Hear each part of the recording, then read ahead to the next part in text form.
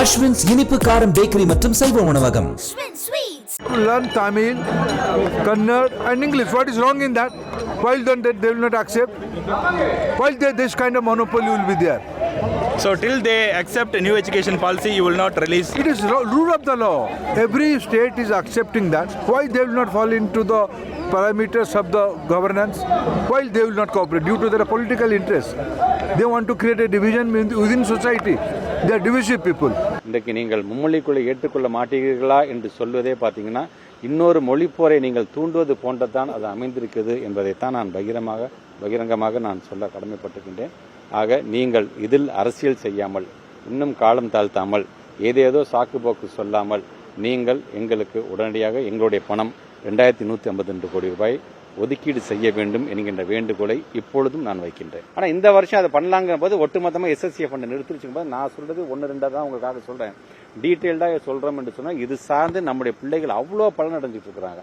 ஆனால் அதில் நீங்கள் கையை வைக்கிறீங்க. என்ன சொல்றீங்க? ஏன் மும்மொழி கொள்கையை ஏற்றுக்கிட்டாதான் என்ன, ஏன் உலகம் முழுவதும் ஏற்றுக்கிட்டு இருக்கீங்க அப்படின்னு சொல்லும்பொழுது நாங்கள் எந்த விதத்தில் குறைஞ்சி போயிட்டோம். அந்த இருமொழி கொள்கையை நாங்கள் கடைபிடிப்பதனால இன்றைக்கு நம்முடைய தமிழ்நாட்டுடைய மாணவ செல்வங்கள், ஏன் இன்னைக்கு ஐஎஸ்ஆரோட இயக்குனர் நாராயணன் அவர்கள் உள்ளிட்ட எல்லாமே அரசு பள்ளியில் படித்தவங்க தான். எல்லாமே ஒரு ப்ரூவன் ப்ராடக்டாக எங்களுடைய பிள்ளைகள் நாங்கள் உருவாக்கிட்டு இருக்கோம். இன்னைக்கு தமிழ்நாடு மட்டுமல்ல, இந்தியா முழுவதும், ஏன் உலகம் முழுவதும் நம்ம பிள்ளைங்க இன்னைக்கு பல ப்ரீமியம் இன்ஸ்டிடியூஷன்ஸ் போய் இன்னைக்கு நாங்கள் சேர்றாங்க என்று சொல்லும் பொழுது, அப்படி நாங்கள் எங்களை நிரூபிச்சுட்டு இருக்கும் பொழுது ஏன் சம்பந்தமே இல்லாமல் ஒரு மும்மொழி கொள்கையை எடுத்துக்கன்னு நீங்க எப்படி நீங்க இது மாதிரியான ஒரு அழுத்தத்தை தரலாம் என்ற கேள்விதான் அவரிடம் வைக்க நான் கணக்கு. ஒரு மொழி கற்கதற்கு தடையா இருக்கக்கூடாதுன்னு சொல்றோம். மாணவர்களுடைய இஷ்டத்துக்கு தான், ஆப்ஷனுக்கு தான் விடணும். கண்டிப்பாக 2 லாங்குவேஜ் தேவை. ஒன்று இங்கிலீஷ், இன்னொரு லாங்குவேஜ் அவங்க சூஸ் பண்ணிட்டாங்க. அந்த தமிழ்நாட்டில் படிக்கிறாங்கன்னா தமிழ் கண்டிப்பாக படிக்க வேண்டிய சூழ்நிலைக்கு இருக்கு. அவர் கர்நாடகாவில் படிக்கிறாங்கன்னா கன்னடம் அண்ட் இங்கிலீஷு, யூபியில் படிக்கிறாரா ஹிந்தி அண்ட் இங்கிலீஷ், அது தப்பு கிடையாது. அடிஷ்னல் ஒரு லாங்குவேஜ் பேர்டனாக இன்னைக்கு நாங்கள் நினைக்கிறோம் கல்வியாளராக.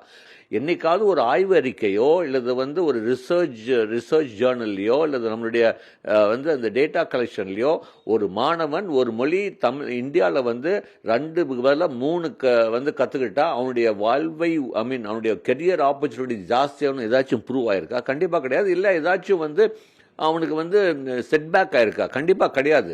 இத்தனை வருஷமா ஒரு மாணவன் 2 மொழி கத்துக்கிட்டு தான் நீங்க is going up in is career. அப்ப இருக்கும்போது ஒரு அடிஷனல் பேர்டன் எதுக்கு? ஒரு ஆப்ஷனா கொடுத்துட்டு போங்க அப்படின்னு சொல்றோம். அதாவது ஹிந்தி கத்துக்க வேணான்னு தமிழக அரசும் சொல்லல, அதே மாதிரி தான் மாநில அரசும் தமிழ் நீங்க கத்து கொடுக்கூடாதுன்னு சொல்ல. சோ அது ஏன் 2 பேருமே அப்படி பேசும்போது ஏன் ஒரு ஆப்ஷனலா அந்த கொண்டு வரக்கூடாது அப்படின்னு தான் எங்களுடைய இது. இந்த மாதிரி அரசியல் வேறுபாடுகள் காரணத்துக்காக நாங்க நிதியை நாங்க ஹோல்டு பண்ணியிருக்கோம் அப்படிங்கிறது கண்டிப்பா ஏற்க முடியாது. கண்டிப்பா அதுல கடைசியில பாதிக்கப்படுறது யாருன்னு பாத்தீங்கன்னா மாணவர்கள் தான். கண்டிப்பா நிதியை கொடுத்துருங்க. அதுக்கப்புறம் உட்கார்ந்து அலசி ஆராய்ந்து அதுக்கப்புறம் ஒரு நல்ல முடிவு எடுத்தா நன்றாக இருக்கும்.